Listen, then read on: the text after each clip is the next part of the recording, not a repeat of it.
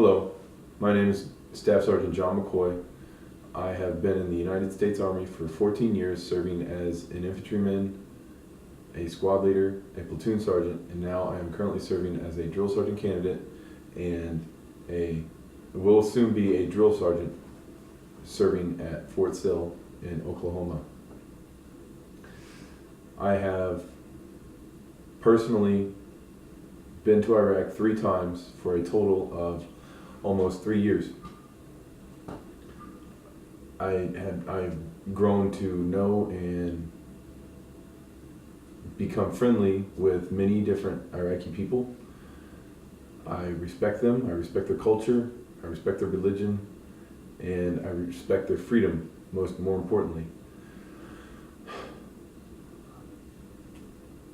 Currently we have a situation in Iraq, the world has a situation in Iraq where the Iraqi people and the Syrian people are being oppressed, killed, and face genocide nearly every single day by a group known as ISIS. ISIS is an acronym that stands for the Islamic State in Syria and Iraq. They're a terrorist organization that is based on quasi-religious beliefs that their religion should be the only one followed, that their way is the right way, and that any opposition to their religion must be destroyed. They have grown to a size where they are currently subjecting over 8 million people to their ways, beliefs, and laws. They have committed many atrocities. They continue to generate income. They have also proven themselves to be a threat not only to the region known as the Middle East, but also the United States, the United Kingdom, any other Western country, France, any other Western countries that do not share their beliefs. They're inspiring others to follow their inhumane practices and barbaric slaughtering of innocent people.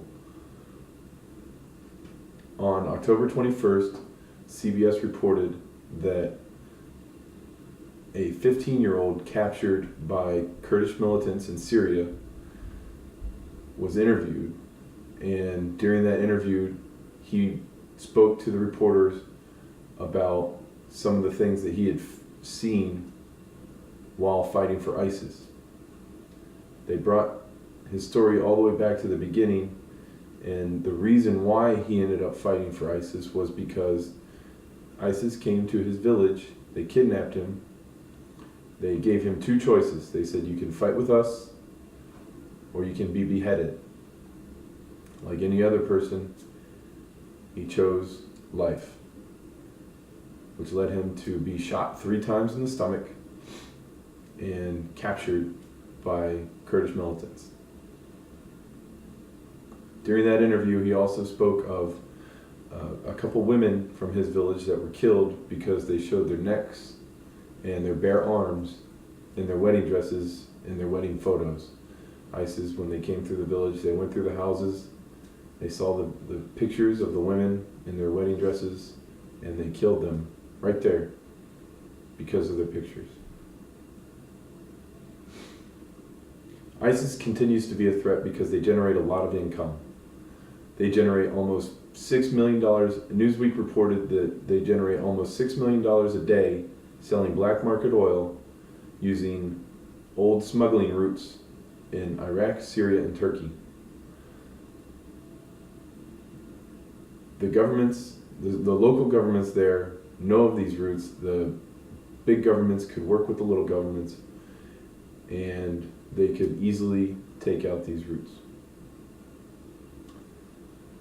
My argument is that the United States needs to step up and become involved once again in the safety and freedom of the people of Iraq.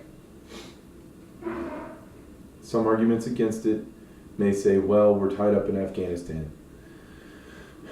U.S. News reports that by 2014, U.S. involvement as a main role in Afghanistan will be over by the end of 2014. That means we have all that experience, all those soldiers, and all that money that we can just take from Afghanistan and point it right at Iraq again. Another argument is that the people of the United States won't support any further action in Iraq. Well, on pollingreport.com, I found a poll from CNN stating that they did multiple polls.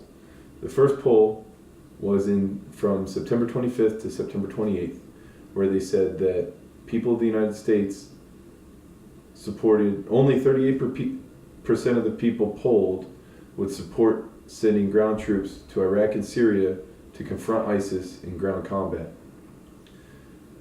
A more recent poll done on October 26th to the 24th to the 26th stated that that number has increased to 45%.